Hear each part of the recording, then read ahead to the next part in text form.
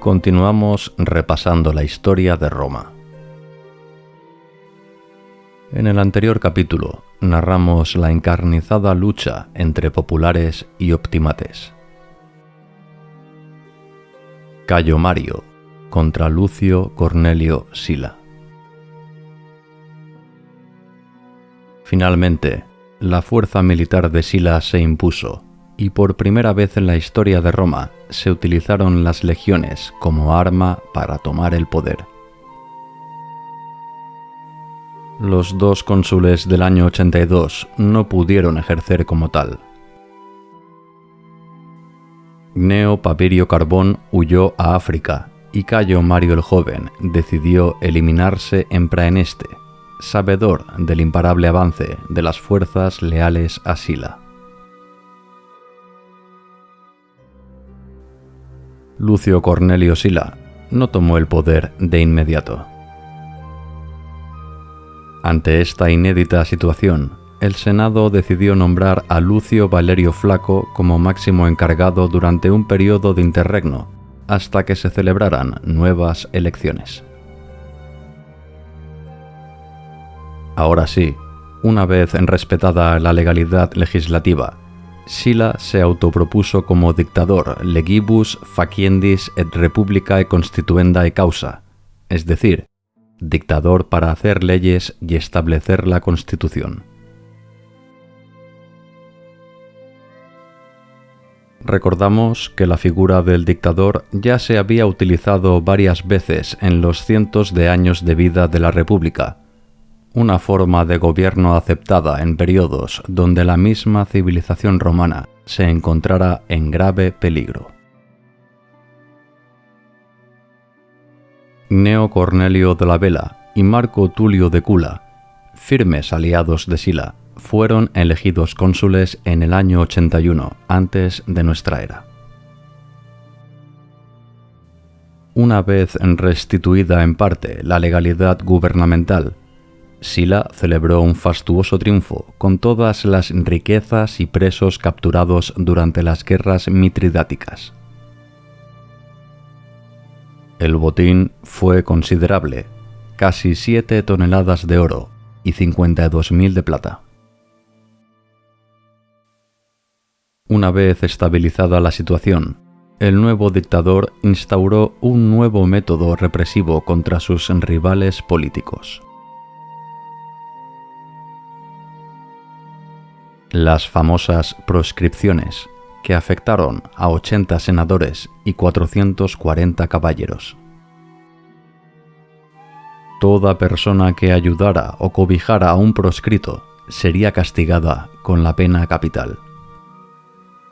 Asimismo, se puso precio a la cabeza de los enemigos de Sila. 2 talentos de oro por cada condenado. Los bienes de los caídos en desgracia fueron confiscados y se prohibió que cualquier hijo o nieto de un proscrito se presentara para cualquier cargo público. Fueron unos tiempos durísimos, tal y como recoge Plutarco con estas palabras. Los maridos fueron masacrados en los brazos de sus esposas, los hijos en los brazos de sus madres. Uno de estos miles de sospechosos era un joven de 19 años llamado Cayo Julio César, Flamen Dialis, sobrino de Mario y ya casado con Cornelia, hija del destacado líder popular, Lucio Cornelio Cinna. Sila ordenó el divorcio de Julio César con su esposa, acto al que el sobrino de Mario se negó. Prefirió el exilio antes que acatar sumiso una arbitraria decisión del dictador. Mientras tanto, el todopoderoso Sila reformó la República a conciencia en todos los ámbitos. El número de senadores pasó de 300 a 600 y devolvió el poder de la justicia a estos últimos en detrimento de los equites, reforma instaurada durante el tribunado de los Gracos. Justamente el poder de los tribunos de la plebe quedó reducido prácticamente a la nada. Ya no podrían proponer ni vetar leyes, además de repetir cargo o aspirar a cualquier otro escalafón de poder en el cursus honorum. Nada escapó al férreo control de Sila, desde la formación de ejércitos en las provincias, los nombramientos de religiosos, hasta incluso peculiares leyes, como la Lex Cornelia de Adulteris et Pudicitia, que pretendía, como su nombre bien indica, evitar y sancionar el adulterio. Una vez constituido su estado soñado, sorprendentemente Sila renunció a su dictadura en el año 80, disolviendo a su vez sus leales legiones y despidiendo su propio cuerpo de lictores, su guardia personal. El ya ex dictador se retiró a gozar de su jubilación en su casa de campo en Puteoli. Encontró nueva pareja tras la muerte de su esposa Cecilia Metela, y según cuenta el historiador Plutarco, Sila en sus últimos años se dedicó a una vida de lo más disoluta. Falleció 2 años más tarde, en el 78 antes de nuestra era, a causa de una insuficiencia hepática. Fallecido el dictador, prontamente se crearon 2 bandos iguales en el fondo, pero diferentes en las formas. Marco Emilio Lépido se erigió como el principal opositor a las reformas de Sila y consiguió ser nombrado cónsul en el año 78. Quinto Lutacio Cátulo, también elegido cónsul ese año, y Gneo Pompeyo se opusieron al incipiente poder de Lépido, que prometió a los socios itálicos la devolución de sus tierras a cambio de apoyo militar. Etruria se levantó en armas y el cónsul Lépido, lejos de enfrentarse con los rebeldes a Roma, se puso de su bando. Exigió que se volviera al status quo previo a la dictadura de Sila. Marco Junio Bruto, Marco Perperna y Lucio Cornelio Escipión Asiático Emiliano se unieron a la revuelta y marcharon hacia Roma, dispuestos a volver a tomar el poder por la fuerza. Una práctica que de ahora en adelante se repetirá decenas de veces en la historia de Roma. La batalla crucial sucedió en el campo de Marte. Cátulo y Pompeyo vencieron a sus adversarios y la rebelión antisilana fue totalmente aniquilada.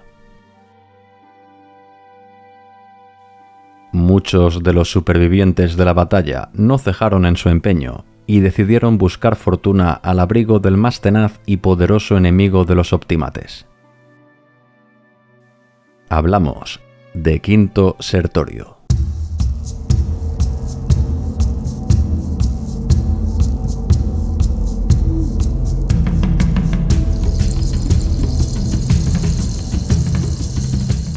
Quinto Sertorio, sobrino de Cayo Mario, sin duda encarnaba todos los valores que un buen romano debía poseer. Excelente orador, hábil diplomático y visionario estratega militar. Veterano en las contiendas contra los cimbrios y los teutones, así como en la conocida como Guerra Social. Quinto Sertorio, en el año 83, fue destinado a la Hispania Citerior, con el objetivo de consolidar las fuerzas leales a la causa popular. De manera eficaz, se supo ganar el apoyo y simpatía de las tribus autóctonas mediante un gobierno basado en la reducción de impuestos, así como un acercamiento a las noblezas locales. En el primer año de dictadura de Sila, el mismo dictador envió a Cayo Anio a Hispania con un ejército de 20.000 hombres, con el fin de acabar con el rebelde Quinto Sertorio. El sublevado Sertorio contaba con unas fuerzas insuficientes, alrededor de 9.000 hombres. No tuvo más opción que retirarse a Cartagonova, lugar donde embarcó y huyó hacia Mauritania. Tras una serie de peripecias, el tenaz comandante romano se rehizo y consiguió reclutar un numeroso contingente de lusitanos, más en concreto 4.000 hombres, que se unieron a sus 2.600 soldados de origen itálico y 700 mauritanos. Todo este ejército desembarcó en el año 80 en Baelo Claudia, cerca del estrecho de Gibraltar, donde el procónsul silano Lucio Fufidio le esperaba con sus 20.000 legionarios. Quinto Sertorio, en desventaja de 1 a 2 hombres, supo sobreponerse a este factor, ganando la conocida como Batalla del Betis. A partir de ahora, el general rebelde dominaría la Hispania ulterior. Sila no estaba dispuesto a perder el control de una de las posesiones más importantes de Roma. Encomendó a su fiel aliado Quinto Cecilio Metelo Pío acabar de una vez por todas con los rebeldes en Hispania. El veterano comandante contó con el apoyo de 4 legiones, superando en número de 4-1 el variopinto ejército liderado por Sertorio. Ante tamaña desigualdad, Quinto Sertorio se adaptó a la táctica que mejor dominaba a sus hombres: la guerra de guerrillas. La región del Betis fue un auténtico infierno para los legionarios romanos, que constantemente se vieron acosados por las audaces y rápidas emboscadas perpetradas por los nativos de la zona. Quinto Sertorio replegó posiciones hacia el interior de la península, momento en que se funden los 2 relatos de este episodio. Marco Perperna arribó a Hispania con 20.000 soldados itálicos, dispuestos a unirse a las fuerzas sublevadas. Quinto Sertorio consolidó su dominio en la parte central de la península, situando su capital en la contemporánea Huesca, ejerciendo una gran influencia sobre todos los pueblos nativos. Hispania estuvo en vías de independizarse totalmente de Roma. Gneo Pompeyo no estaba dispuesto a que esto sucediera. Él mismo se puso al frente de un ejército presto a destruir de manera definitiva al pertinaz Quinto Sertorio. El primer enfrentamiento de magnitud entre ambas fuerzas se produjo en la conocida como Batalla de Laurón, cerca de la actual Alcira. Esta ciudad cambió de bando y se mostró de nuevo sumisa a Roma. Quinto Sertorio planteó un inusual movimiento táctico que descolocó por completo al muy experimentado Gneo Pompeyo. Laurón volvió a caer bajo dominio sertoriano y en su desordenada retirada el comandante silano perdió unos 15.000 hombres.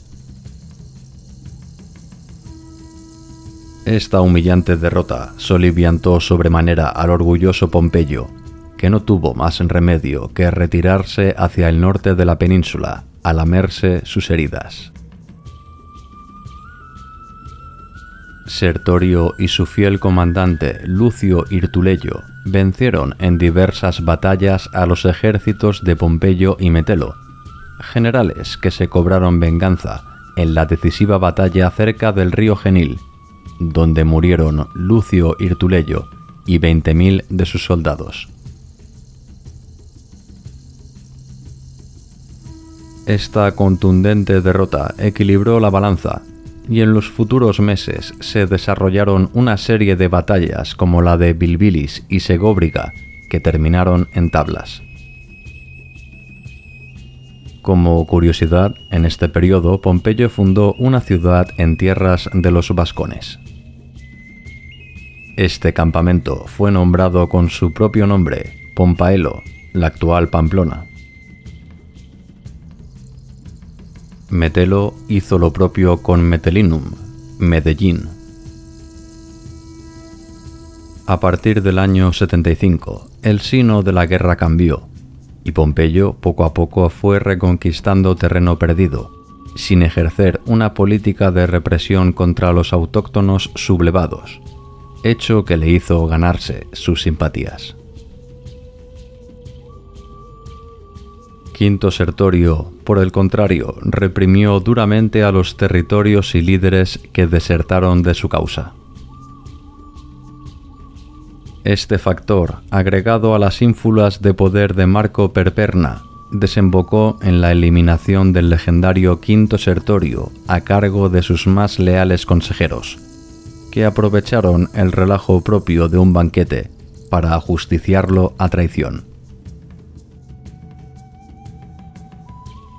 Perperna tomó el mando del poder, pero muchos hispanos lo abandonaron. Fue derrotado y ejecutado por el propio Gneo Pompeyo. Hispania volvió otra vez a ser dominada por Roma, y Gneo Pompeyo se adjudicó un importante tanto en su currículum militar. Nos encontramos ya cerca de acabar la década de los 70 del primer siglo antes de nuestra era. La República tiene muchos frentes abiertos. Un esclavo de origen tracio llamado Espartaco está a punto de poner en serio peligro el poder de Roma en la misma Italia.